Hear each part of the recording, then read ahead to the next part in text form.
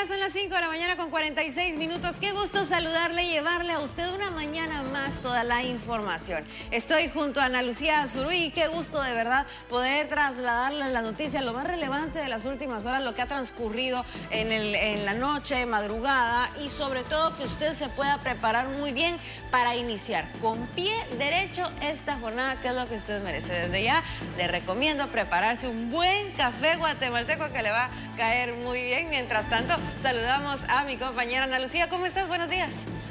Muy buenos días, Pilar. Qué gusto saludarte y acompañarte en esta emisión para poder informarle a usted todo lo que acontece en nuestro país y, por supuesto, en el mundo. Evaluar a la ex vicepresidenta Roxana Valdetti por un diagnóstico de depresión.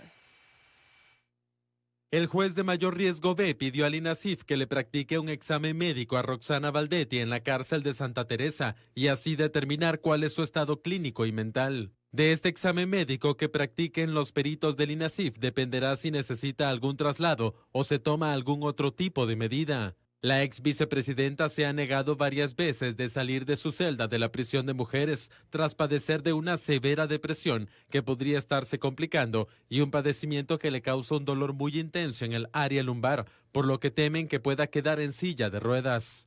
El juzgador había autorizado anteriormente el traslado de la exmandataria al Hospital San Juan de Dios, pero ella se negó a ser tratada por temor de contagiarse de COVID-19. El 10 de septiembre, el INASIF confirmó que Valdetti ameritaba ser trasladada a un centro asistencial para ser evaluada de sus padecimientos de salud y problemas mentales. Valdetti fue condenada a 15 años de prisión por el Tribunal de Mayor Riesgo C por el caso Lago de Amatitlán, el cual está en fase de impugnaciones. El excomandante César Montes solicitó la modificación del delito que se le imputa por el caso en el asesinato de 3 militares en Izabal. La jueza de mayor riesgo E, Eva Recinos, analizará el 14 de enero en audiencia la petición de modificación del delito de asesinato del exguerrillero Julio César Macías López, alias César Montes, vinculado en el caso Semuy 2 en el Estor Izabal. La defensa señaló que el Ministerio Público no ha presentado nueva evidencia y por lo tanto busca que la juzgadora cambie el delito de asesinato por encubrimiento propio. La jueza Recinos deberá analizar la solicitud efectuada por el abogado Maynor Berganza, quien reitera que el Ministerio Público no ha entregado la supuesta llamada que hizo alias César Montes para dar la orden de asesinar a los soldados que patrullaban en Semuy 2. Julio César Macías López fue detenido el 10 de octubre de este año por los delitos de asesinato, asesinato en grado de tentativa, asociación ilícita de gente armada y usurpación agravada por un ataque armado ocurrido en Semuy 2 en el Estor Izabal contra 9 militares, en donde fallecieron 3. 3 resultaron heridos y 3 lograron escapar. En tanto, el Ministerio Público solicitó al juzgado de mayor riesgo B ligar a proceso penal al presunto testaferro de la banda criminal Los Topacios. Ministerio Público pidió ligar a proceso penal a Rubén Orlando Calderón Arévalo, presunto testafero de la banda criminal Los Topacios, quien se hizo pasar como propietario de una finca ubicada en la Primera Avenida 9-06 de la Zona 1 de Guatemala, la cual había sido despojada de su propietaria de manera ilegal, misma que fue vendida a otra testafera de la organización criminal. Y lo ubica usted en el lugar como a las personas que trataron de sacarlo del lugar, aduciendo de que usted en su momento fue propietario y que en ese momento se lo había vendido a la señora Xena Judito Orellana Guzmán. José Miguel Bolaños Orellana y Xena Judito Orellana Guzmán, integrantes de la estructura criminal Los Topacios. Dentro de los medios de investigación que cuenta el Ministerio Público, honorable juzgador, que da la pauta para establecer y que se siga proceso al señor Rubén Orlando Calderón Arévalo, existe una denuncia de fecha 11 de abril del año 2012, presentada por la señora María Virginia Roldán Enríquez. Y dicha denuncia, en forma escueta, establece que en ningún momento ha vendido su finca. El ente investigador sindica a Rubén Calderón de los delitos de falsedad ideológica, asociación ilícita, caso especial de estafa y coacción. Por este caso ya han sido sentenciadas varias personas y otros continúan en procesos judiciales. La estructura empezó a ser investigada a causa de varias denuncias de personas quienes afirmaban que sus inmuebles eran usurpados por personas que aparentemente los habían comprado. Rubén Calderón fue capturado el viernes 18 de diciembre de este año cuando ingresó al país en un vuelo con deportados procedentes de los Estados Unidos en cumplimiento de una orden de aprehensión girada el 2 de diciembre del 2013. Se está a la espera que el juzgador pueda resolver el miércoles 30 de diciembre de este año si será ligado a proceso penal a Orlando Arévalo. De casos de COVID-19, y es que en Colorado se ha registrado un nuevo caso respecto a la nueva variante del coronavirus. El funcionario, quien es el gobernador de Colorado, ha indicado que se ha encontrado un nuevo caso de esta variante. Esto ha surgido desde Reino Unido, recordemos, y este primer caso pone en alerta a las autoridades estadounidenses, quienes han brindado atención a la persona que ha registrado esta nueva variante. Sin embargo, la tienen en monitoreo y se trata de un hombre de 20 años que se encuentra actualmente aislado en el condado de Elbert y no tiene antecedentes de viajes a Reino Unido. Eso es lo que ha llamado más la atención de las autoridades. Esto pone en manifiesto que el COVID-19 puede mutar de donde sea bajo condiciones diversas. El portador de la nueva variante británica de COVID-19 no tenía contactos cercanos de personas enfermas con este virus y por lo tanto la situación es monitoreada de cerca. Las autoridades trabajan para identificar casos potenciales en otros condados y esas tareas se realizan rastreando contactos del portador de la nueva variante del COVID-19. Acá tenemos la actualización de este segundo caso que se registra en Estados Unidos, específicamente en el condado de Colorado.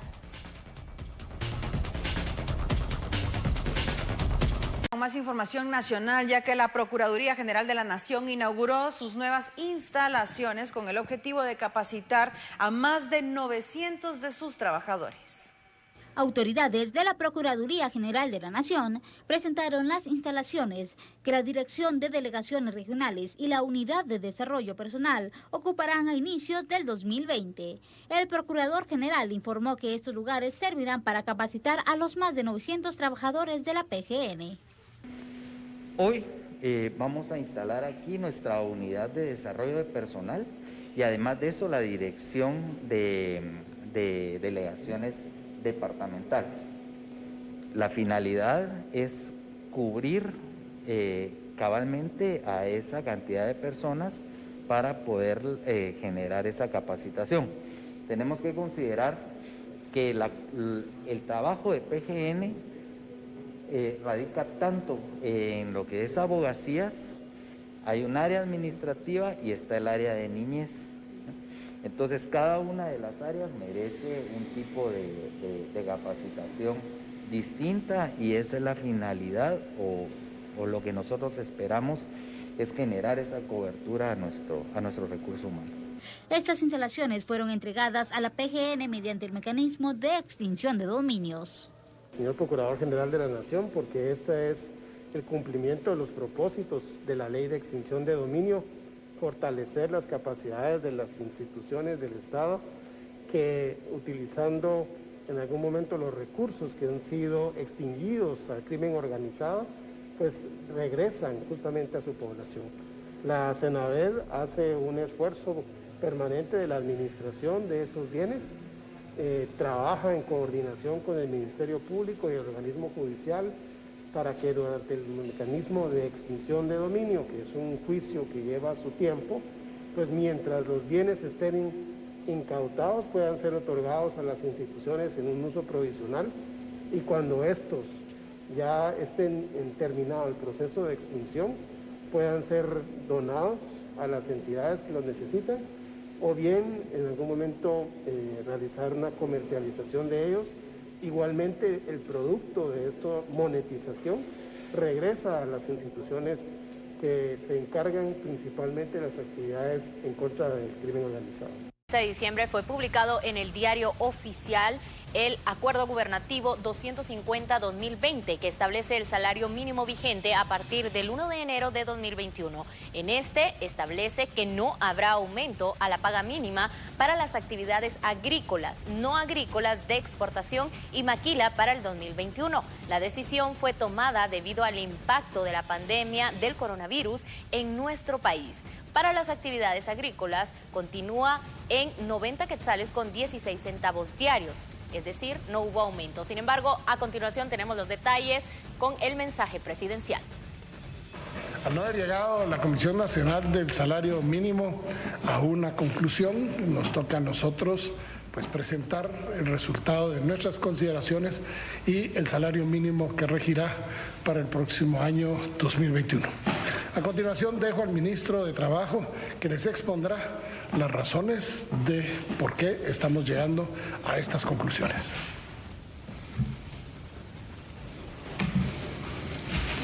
Para tomar esta decisión es necesario informar que se llevaron a cabo los siguientes elementos y pasos. 1. Se realizó un proceso de análisis técnico, económico, social desde el equipo de más alto nivel del Ministerio de Trabajo y Previsión Social sobre el informe de la Comisión Nacional de Salario, las comisiones paritarias de salarios mínimos. Además, se tomaron en cuenta datos del informe del ICS que lastimosamente carecía del dictamen del Consejo Técnico. También se tomó en cuenta lo informado por el Banco de Guatemala. Punto número 2, se tomó en consideración los efectos económicos de la pandemia en el país. Punto número 3, se realizó un análisis de los salarios mínimos fijados y el ingreso laboral promedio reportado del año 2016 al año 2019, según datos de las encuestas nacionales de empleo e ingresos, ENEI. Como Ministerio de Trabajo encontramos que Guatemala ha sido de los países que más resiliencia ha demostrado para afrontar la crisis. A pesar de ello, según datos del Instituto Guatemalteco de Seguridad Social, a septiembre de este año hay 5.8% menos afiliados que el año pasado, lo que evidencia un retroceso del número de cotizantes al Seguro Social que tuvimos en el año 2016. Se espera que el Producto Interno Bruto del país cierre en un crecimiento negativo de 1.5 según el Banco Central. Además, de 2016 a 2019 se ha incrementado el salario mínimo en un 5% en promedio. Sin embargo, según las estadísticas que arroja la Encuesta Nacional de Empleo y Ingresos, ENEI, la brecha de ingreso laboral promedio supera el 10% con relación al salario mínimo fijado. Según la misma ENEI, un 43.1% de la población ocupada asalariada reside en el área rural, donde la brecha de ingresos con relación al salario mínimo es de un 32.2% por debajo del mismo.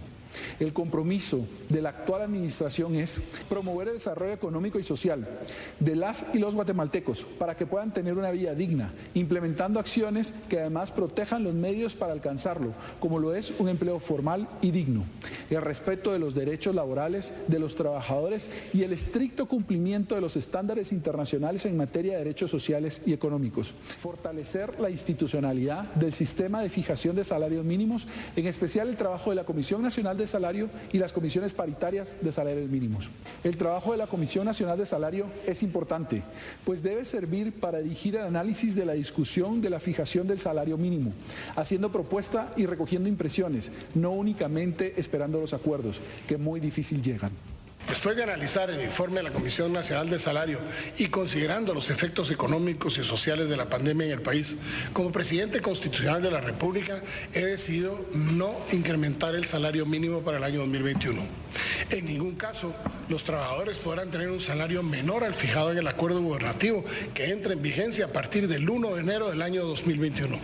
Guatemala ha sido uno de los países que más resiliencia ha demostrado para afrontar la crisis provocada por la pandemia del coronavirus y que ha tenido el menor crecimiento negativo dentro de toda la región. Solo para darles un ejemplo, a nivel latinoamericano somos el primer lugar. Crecimos o vamos a crecer menos 1.5% el Producto Interno Bruto, mientras el segundo lugar, que es Paraguay, va a terminar muy probablemente con un menos 4.1. Pero eso no nos exime de que habrá una contracción en la economía en el año 2020. Sin embargo, se espera que la economía de Guatemala cierre con esta reducción, pero el año entrante sea un año en que podamos establecer las bases para que podamos crecer y mejorar lo que las encuestas nos dicen que pueden ser buenas perspectivas para el próximo año. Por su parte, y como ya lo dijo el ministro de Trabajo, el ICS reportó 5.8% menos afiliados que el año pasado al mes de septiembre de este año, lo que equivale a un retroceso en el número de cotizantes, misma cifra que equivale a 4 años, hace 4 años, en el 2016. Estos datos nos evidencian una afectación de la economía nacional y una pérdida significativa de empleos formales. Entendemos que ha sido un año por demás difícil para muchas empresas y también para los trabajadores, por lo que mantener el mismo salario mínimo es un mecanismo que nos permitirá orientar la política económica a la recuperación de las capacidades productivas y proteger el empleo a través de la aplicación efectiva de la ley, para que activemos los mecanismos para que el salario mínimo se cumpla, particularmente en aquellos sectores en donde se ha identificado una tendencia al no cumplimiento. Eso significa que vamos a hacer todo lo que esté en nuestras manos por verificar a lo largo del año que el salario mínimo se tenga que cumplir por primera vez como está establecido. Pero no solo le vamos a dar ese respiro a las empresas con respecto a incrementar el salario mínimo, sino que, como lo dijimos, vamos a garantizar que los trabajadores efectivamente reciban el salario fijado, porque de nada nos sirve que se fije si lo que está devengando es menor a lo que está establecido en el acuerdo gubernativo. Por ello es indispensable que como Estado actuemos en cumplimiento estricto de los estándares internacionales en materia de derechos sociales y económicos y fortalecer la institucionalidad del sistema de fijación de salarios mínimos, en especial el trabajo de la Comisión del Salario y las comisiones paritarias de salarios mínimos, para lo que se establecen las siguientes medidas a partir del próximo año. La Comisión Nacional del Salario deberá analizar en el marco de su competencia la situación de implantación del salario mínimo fijado en este acuerdo gubernativo, con el objeto de recomendar las medidas que garanticen su cumplimiento efectivo por departamento, circunscripción o actividad económica, de forma conjunta o separada indistintamente. Por su parte, el Ministerio de Trabajo y Previsión Social deberá, primero, establecer las comisiones paritarias de salarios mínimos a nivel departamental o por circunscripción económica, de acuerdo con el artículo 105 del Código de Trabajo, según corresponda a la política salarial. Segundo, establecer en la brevedad posible un programa permanente de verificación del cumplimiento del salario mínimo fijado en este acuerdo gubernativo en todo el territorio nacional. Tercero, fortalecerá la política de fomento y protección del derecho humano a la libertad sindical como un elemento relevante en la eficacia del sistema de fijación del salario mínimo y la adecuada representatividad de los integrantes de la Comisión Nacional del Salario y de las comisiones paritarias de salarios mínimos. Cuatro, establecerá a la brevedad posible un programa de fomento de buenas prácticas laborales para aquellos empleadores o patrones que voluntariamente cumplan en forma efectiva con el pago completo y puntual de las tasas del salario mínimo fijadas en este acuerdo gubernativo y todas aquellas obligaciones patronales a las que están sujetos. Quinto, crearán la Unidad Especial de Ejecución en coordinación con la Dirección de Recursos Humanos del Ministerio de Trabajo, que permitirá hacer efectivo el cumplimiento del artículo 273 y el inciso G del artículo 281 del Código de Trabajo. El cumplimiento del pago del salario mínimo constituye un elemento importante para el crecimiento y desarrollo de la población, con lo cual, junto con la protección de los derechos sociales, representa uno de los principales objetivos de nuestra administración. Muchísimas gracias. Y espero en Dios que este año 2021 sea un año en donde las bendiciones de Dios recaigan sobre los hogares de todos los guatemaltecos y los éxitos y las satisfacciones nos abunden, pero especialmente porque trabajemos juntos en lograr la unidad de la nación en la búsqueda de los objetivos que nos permitan construir una Guatemala diferente. Que Dios les bendiga, pero especialmente que Dios bendiga a Guatemala. Fue publicado en el Diario Oficial el Acuerdo Gubernativo 250-2020, que establece el salario mínimo vigente a partir del 1 de enero de 2021. En este se establece que no habrá aumento a la paga mínima para las actividades agrícolas, no agrícolas, de exportación y maquila para el 2021. Todo esto derivado del impacto de la pandemia en nuestro país. Para las actividades agrícolas, recordemos que continúa el salario diario de 90 quetzales con 16 centavos, mientras que para las actividades no agrícolas, 92 quetzales con 88 centavos.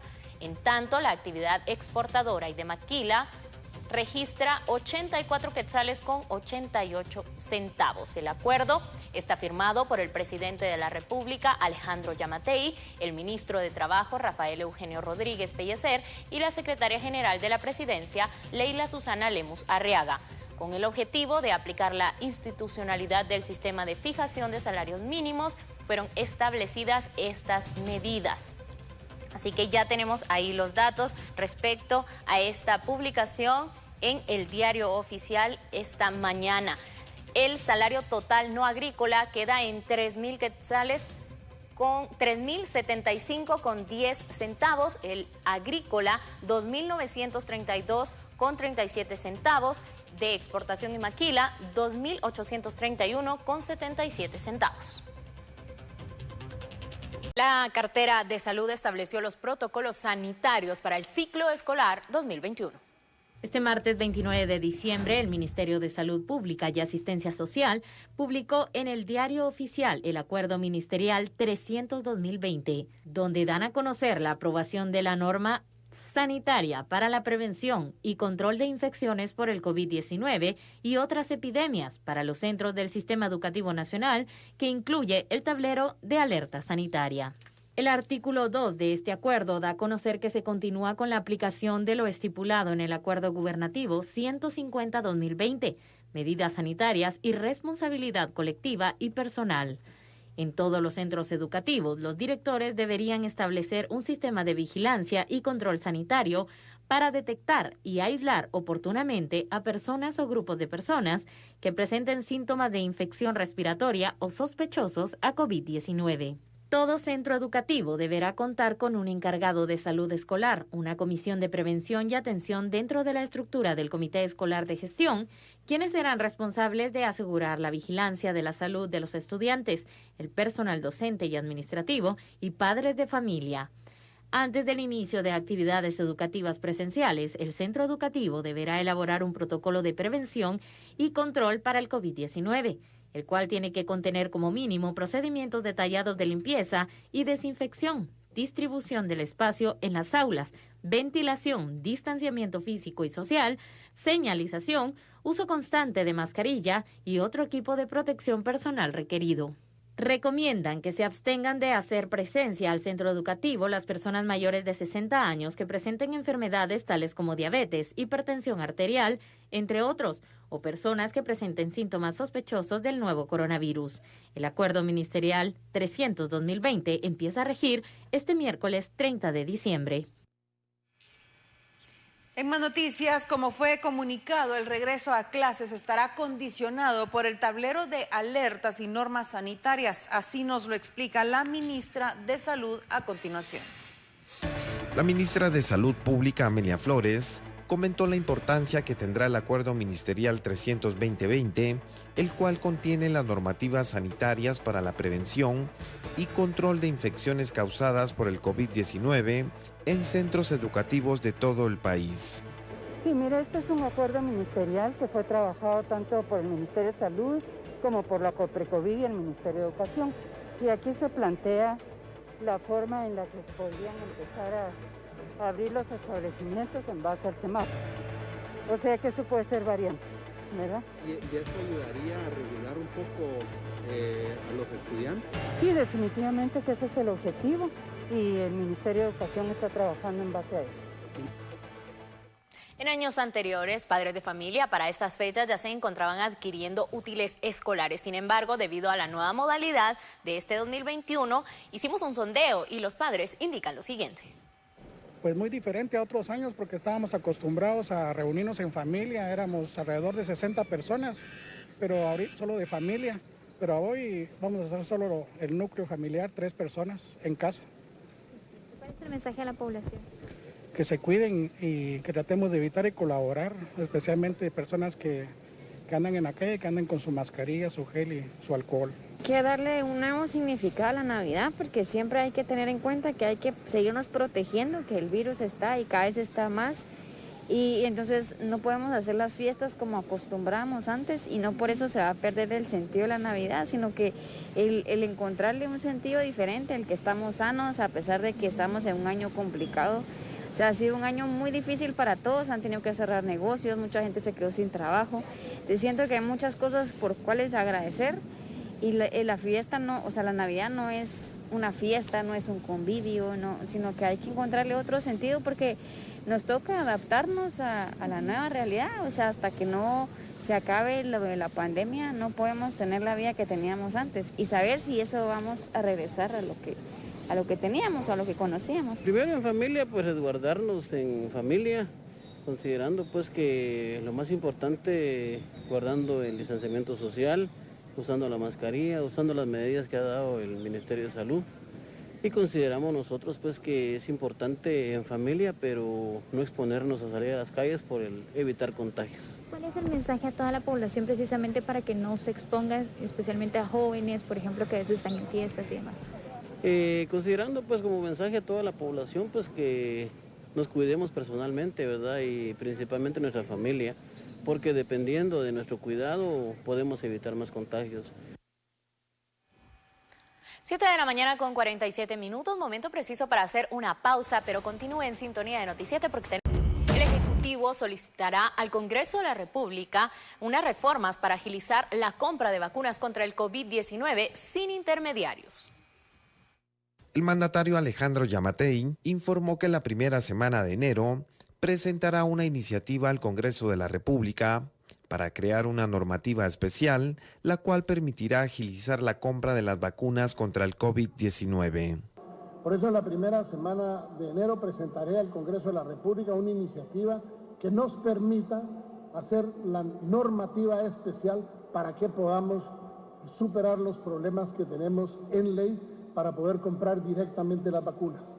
No se trata de comprárselas a intermediarios, se trata de comprarla directamente. Hemos estado en contacto con Moderna, hemos hecho una solicitud por 5 millones de dosis que se alcanza para 2.5 millones de vacunas, que se suman a las 3.37 millones de vacunas que estaríamos esperando a través del mecanismo COVAX, y esperamos que esta semana, a más tardar el día de mañana, se esté firmando el acuerdo de confidencialidad que nos exige Moderna para que podamos hacernos entrega de la cotización, de manera que ellos exigen que los términos y condiciones no sean revelados al público en tanto y cuanto no se haya hecho la negociación, que no solo implica el valor monetario, sino que todo lo que es la logística de movilización del número de dosis y de la forma en la que van a ser distribuidas, por la necesidad de tener que atender a la mayoría de la población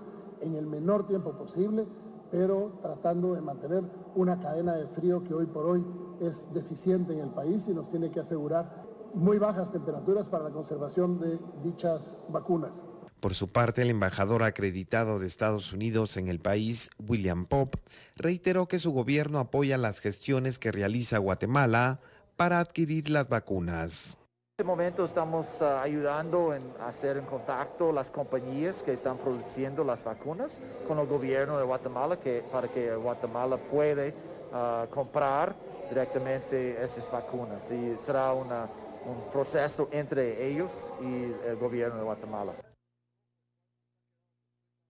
Y por favor preste mucha atención a la siguiente nota, ya que a partir del 1 de enero quienes viajen a Guatemala vía aérea podrán realizarse la prueba de COVID-19 a través de las autoridades de salud que permanecerán adentro del Aeropuerto Internacional La Aurora. Hemos girado las instrucciones el día de ayer para que las personas puedan venir a Guatemala incluso sin la prueba del COVID, pero la tienen que hacer aquí en Guatemala. Y a los que salgan serológicamente positivos se les hace la prueba PCR para que podamos agilizar el movimiento y el traslado de pasajeros a partir del 1 de enero. Eso nos va a traer como consecuencia un mayor flujo porque necesitamos aumentar nuestra respuesta económica y principiar a promover al país como un destino turístico. Los pasajeros pueden llevar la prueba desde su origen, pero si en dado caso está vencida la prueba o no es válida, pueden o simplemente no la llevan, pueden venir al aeropuerto de La Aurora y acá se le va a hacer la prueba. Estimamos que tal vez alrededor de unos 100 a 200 pasajeros, incluso como un máximo podríamos tener diariamente la atención. Por supuesto, la recomendación es de que ya la traigan los pasajeros, que se aseguren que sea de antígeno PCR, una validez de 96 horas. Otra información, el programa temporal de apoyo alimentario creado para las personas más vulnerables ante la pandemia del COVID-19 reporta una ejecución del 57%. Autoridades del MIDES presentaron el informe del Programa de Apoyo Alimentario y Prevención del COVID-19, el cual tuvo un presupuesto de 350 millones de quetzales, los cuales fueron destinados para la compra de 581.160 raciones alimentarias para las familias afectadas por la pandemia. El titular de esa cartera indicó que la ejecución supera el 69%, lo que representa 334.624 raciones entregadas a la población afectada, quedando pendiente la entrega de 32.709 familias. En el caso del Ministerio de Desarrollo vamos un 70.81 de ejecución, lo cual nos complace muchísimo, a pesar de todas las dificultades, tanto climáticas como logísticas y administrativas. Creímos que hemos ido avanzando, la población está muy agradecida, se sigue distribuyendo alimento diariamente. En este momento estamos distribuyendo en el MIDES en Suchitepeques, estoy recibiendo fotos y agradecimientos de la gente. Es decir, estamos convencidos de que este es un programa verdaderamente oportuno para la población guatemalteca. Son 150 libras de alimentos bien diseñados en sus contenidos y en sus calidades, para que verdaderamente esto también contribuya a la gran cruzada contra la desnutrición. Laura Melo, representante en Guatemala del Programa Mundial de Alimentos, explicó la importancia del Programa Temporal de Apoyo Alimentario, uno de los programas sociales que implementó el gobierno por la pandemia. Los dos ministerios en conjunto, el plan previsto de compra de alimentos era de cerca de 80.000 toneladas de alimentos y, como también ya varias veces lo mencionáramos para tener un poco la dimensión de esta operación, esto representa 25 campos de fútbol todos juntos llenos de alimentos, para que tengan realmente la dimensión de lo que esto representa desde el punto de vista de logística, pero también desde el punto de vista de mercado, porque el compromiso que se tenía era que los proveedores de compras para estos alimentos fueran basados en Guatemala. La cartera de Agricultura, Ganadería y Alimentación confirmó que ha entregado 265.203 raciones de alimentos en 22 departamentos y 326 municipios del país, lo que representa una ejecución del 45%, con una inversión de 155 millones de quetzales. Mientras tanto, el sector turismo sigue impactado por la pandemia. Por lo tanto, expertos incluyen en un programa de apoyo durante el presupuesto de 2021. Esperan que se pueda incluir este tema. Creo que la actividad turística debe ser una de las más fortalecidas en ese marco de recuperación económica. Incluso ojalá que en esa readecuación del presupuesto se identifiquen recursos destinados precisamente para promover dicha actividad, porque Guatemala pues ofrece muchos atractivos, ¿verdad? Y es una actividad que tiene relación con otras, y yo creo que en el marco de la recuperación económica debe dársele una prioridad especial. Para mencionar algunas cifras, la facturación del mes de marzo a agosto, según las encuestas empresariales al sector que realiza CIES, cayó un 84%, 53% de trabajadores despedidos. La caída del 75% del ingreso de divisas por turismo también fue evidente. Entonces estas cifras muestran esa necesidad de tomar a esta actividad económica, de considerarla en ese marco de reactivación, que como digo, esta actividad tiene la ventaja que está relacionada con otras actividades económicas, ¿verdad?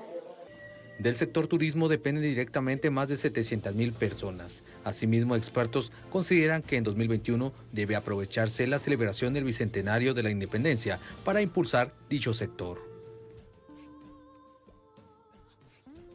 Preste atención porque ya para la primera quincena de enero se espera que sea efectivo el segundo pago del aguinaldo, y es por esto que las autoridades también van a estar haciendo monitoreos para así evitar que se genere publicidad engañosa. Llevamos 23.000 quejas gestionadas en este año y sin embargo hubo meses en que alcanzamos el 600% de quejas más con relación al año pasado. Nosotros tenemos especial énfasis en estos momentos porque sabemos que próximamente, es decir, en 1 o 2 semanas, se empieza a dar la segunda parte del aguinaldo y por lo tanto la actividad pues comercial y sobre todo aquellas donde hay compras que las personas realizan, pues posiblemente podrían caer en engaños si la DIACO no está en la advertencia, pero también si nosotros no estamos en la supervisión permanente.